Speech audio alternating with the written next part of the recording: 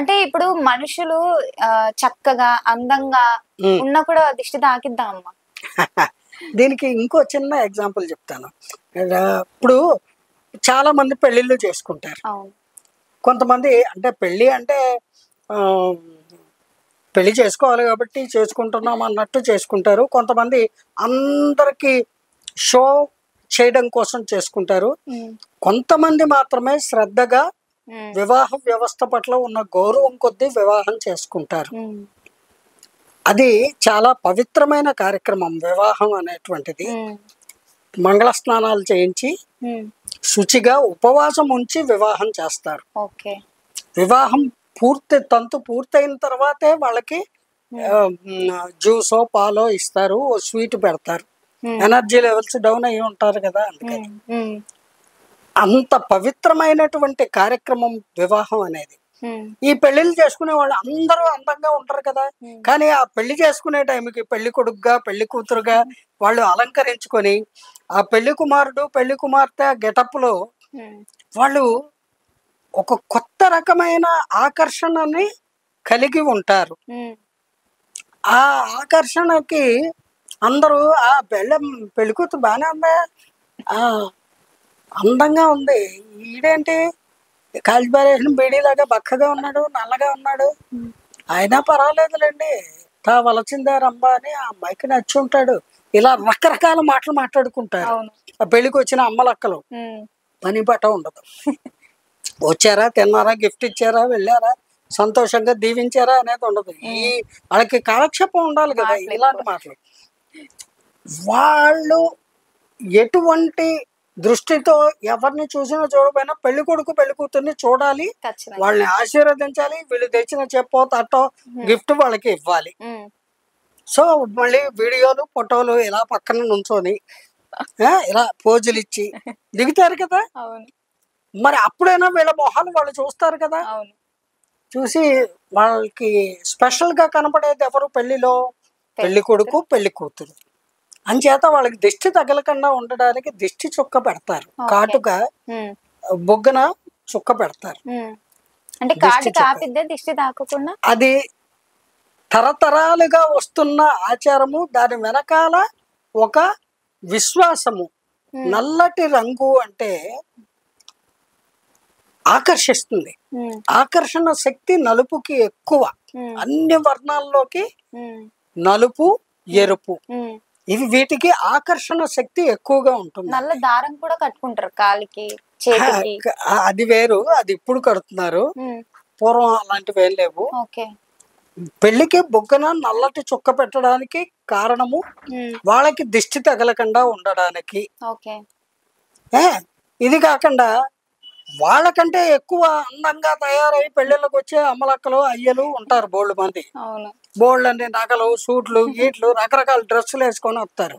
ఉమ్, వచ్చి వాళ్ళు ఆడి పెళ్ళికి వెళ్ళాను, నా కర్మ, ఆడి పెళ్ళి నాకు తద్దినానికి వచ్చింది, నాకు ఈ వాంతులేంటో, అక్కడ నేను ఏమి తినలేదు కూడా, అయినా ఈ వాంతులేంటో అనుకుంటారు. ఉమ్. మరి వీళ్ళు సింగారించుకొని ఎడితే ప్రతి వాడు అబ్బా అని చూస్తారుగా. ఖచ్చితంగా. ఆ చూసే వాళ్ళు కొందరు వక్ర దృష్టితో నెగిటివ్ థాట్తో చూస్తారు. ఉమ్, వీడు ఎప్పుడు ముష్టినాయాల్లో ఉండేవాడు, సూట్ వేసుకొచ్చాడా, ఉమ్, ఈడేంటి ఎప్పుడు అలుగుగుట్టతో ఉండేది, ఉమ్, ఇంత ఖరీదైన కంచి పట్టు చీర లేటెస్ట్ చీరలో వచ్చింది ఉమ్, అని నెగిటివ్గా థింక్ చేస్తూ చూసే వాళ్ళ నెగిటివ్ దృష్టి, ఉమ్.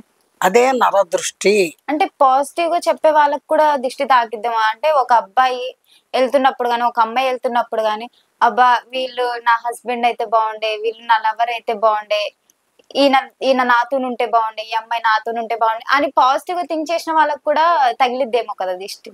ఆహా, తగలదా? వాళ్ళకి పాజిటివ్గా చూసిన వాళ్ళకి అలాంటివి ఏమి ఉండవు. ఉమ్, పాజిటివ్గా చూసిన వాళ్ళకి మరింత అందము ఇనుమడిస్తుంది, ఓకే. వాళ్ళు మరింత బాగుంటారు. ఉమ్, కాకపోతే వాళ్ళతో వీళ్ళకి పెళ్ళి అవ్వదు. ఉమ్, వాళ్ళకి కొంచెం వికృతంగా ఉన్న అమ్మాయి వైఫ్గా దొరుకుతుంది, కానీ వాళ్ళిద్దరూ చాలా అన్యోన్యమైన జీవనం గడుపుతారు. ఉమ్, అది వాళ్ళ అదృష్టము బట్టి ఉమ్, ఉంటుంది, భగవంతుడు లిఖించినటువంటి రాతను బట్టి జరుగుతుంది తల్లి. ఉమ్, కేవలము నరదృష్టి అనేటువంటిది, దృష్టి అనేటువంటిది ఉమ్, దుష్ట భావనలు ఉమ్, మనసులో ఎవరైతే ఉంచుకొని ఆ దుష్ట భావనలతో చూస్తారు, ఆలోచిస్తారు, మాట్లాడతారు. ఆ దుష్టమైనటువంటి దృష్టిని సారిస్తారు. దాని యొక్క ఇంపాక్ట్ అవతల వాళ్ళ మీద పడి వాళ్ళు నానా పాట్లు అగచాట్లు పడతారు. అవును. అంటే ఇప్పుడు తిరగడం వల్ల దిష్టి తగులుతుంది అనేసి అంటున్నారు. సో తినేటప్పుడు ఎలా దిష్టి తగిలిద్ది? కొందరు డైజెస్ట్ అవ్వలేదు, నాకు దిష్టి తాకింది డైజెస్ట్ అవ్వలేదు అంటారు. సో దీనికి మీరేం చెప్తారు? కొంతమంది తినేది కొంచెమే ఉంటుంది, అవును. కానీ 5-6 రకాలు తింటే గానీ వాళ్ళకి తిన్న తృప్తి ఉండదు. అవును. ఇంట్లో వాళ్ళు నిత్యము 5-6 రకాలు వండుకుంటారు. ఉమ్. అన్ని కొంచెం కొంచెమైనా 5-6 రకాలు పెట్టుకొని ఇంత నెయ్యో ఏదో వేసుకొని చక్కగా కలుపుకొని ఇంత తిన్నా చక్కగా తింటారు. అది చూసా ఎప్పుడు అందరిళ్లలో అలా తినరు. అవును. ఒక్కొక్కళ్ళు ఒక్కో రకంగా తింటారు కదా. సరిగ్గా తినే టైంకి ఎవరో వస్తారు, రండి మీరు కూడా భోజనం చేయండి అంటే, లేదు నేను ఇప్పుడే తినొచ్చాను కానీ అంటూ వాడు చూస్తూ ఉంటాడు. అది ఏ పేపరో చూసుకోవచ్చు, టీవీ చూడొచ్చు, హాల్లో కూర్చోవచ్చు కదా. ఇక్కడే కూర్చొని ఇలా చూస్తూ ఉంటాడు. అమ్మని వీడు తినేదంతా వీడికి 5 రకాలు కావాలా అని దుష్టభావంతో చూస్తాడు. అంతే. వీడు తిని ఇంకా చేయి కూడా కడుక్కోకుండా పొలమారుతుంది. పొలమారి ఎవరో నేను తలుచుకుంటున్నారు, అది తలుచుకోవడం కదా, అది తెచ్చుకుంటుంటే తగిలిద్ది అట్లా. వెంటనే పొలమారుతుంది. ఆ మెతుకులు ముక్కులోకి వెళ్ళిపోతాయి. ముక్కుకి, కంటికి, చెవికి, గొంతుకి కనెక్షన్లు ఉంటాయి లోపల, డ్రైనేజ్ కనెక్షన్ లాగా. ఏదో ఒక రూట్ లోకి వెళ్తుంది. అన్నవాహిక ద్వారా లోపలికి వెళ్ళవలసిన అన్నము పైకి పెడుతుంది. వాడు పొలమారిపోయి లేచి కక్కుకొని వాంతి చేసుకొని ఒక అరగంటకు గానీ తేరుకోడు. దానికి కారణం వీడి యొక్క దుష్ట దృష్టి. అంటే కొందరు దాచిపెట్టుకొని తింటూ ఉంటారు, దిష్టి తగలకూడదు. మీరు రైళ్లలో చూడలేదా, పార్కుల్లో చూడలేదా, వన భోజనం అని పెడతారు, అక్కడ చూడలేదా? వన భోజనంలో ఒక 20-30 రకాలు పెడతారు కదా. కానీ అవన్నీ పెట్టుకొని చాటుగా వెళ్ళి అలా బాగా బాబాయ్ వస్తా ఉండండి అని పక్కెళ్ళిపోయి తినేస్తారు చాటుగా ఇలాగా. కానీ బంతి భోజనం పెడతారు కదా, అప్పుడు అందరే కలిసి కూర్చొని తింటారు కదా, మరి అప్పుడు ఎట్లా? అప్పుడు కూడానండి ఎంత ఎవరో 5-6 కక్కుర్తిగా బాగా వేసుకుని సాంబార్ పట్టరా, దప్పడం పట్టరా, ఏంటి చేపల పులుసు కొంచెం లడ్లు 4 అని అడిగి తింటారండి మొహమాటం లేకుండా. వాళ్ళకి తగలేదా? వాళ్ళనే చూస్తూ ఉంటారు. మనకు దిష్టి తగులుతుందని తినాలని లోపల కోరికున్నా ఇంతే తినేసి వేళ్లతోటి ఇలాగా ఆ పక్కోడిని చూస్తారు. వీళ్ళకి ఏం పని? వాళ్ళ తిండి వాళ్ళు తిని లేచి వెళ్ళిపోవాలా? ఆ తినేవాడిని తినివ్వకుండా వాడి వైపు చూస్తారు. పాపం వాడు నానా హింస పడతాడు. వాడికి ఇంటికి వెళ్ళగానే మోషణలు అందుకుంటాయి, జీర్ణం అవ్వదు. కొంచెం ఎక్కువే తిన్నాడు కదా, అదొక రీజను. ఇంతమంది చూశారు కదా, ఆ వడ్డిచ్చేవాడు కూడా లోపల అనుకుంటాడు, ఈ అమ్మాయి ఏంటి 4 సార్లు అడిగాడు, తిండిపోతలే ఉన్నాడు, లేకపోతే వీడి మొహం వచ్చాడేమో తిండికి, ఇలా మనసులో తిట్టుకుంటూ పెడతాడు. తప్పండి. అన్నమడుగు వానికి అన్నమ్ము పెట్టక పారవేయు వానికి పెట్టి ఫలితమేమి. పుష్టిగా తినే వాళ్ళకి కడుపు నిండా పెట్టాలి.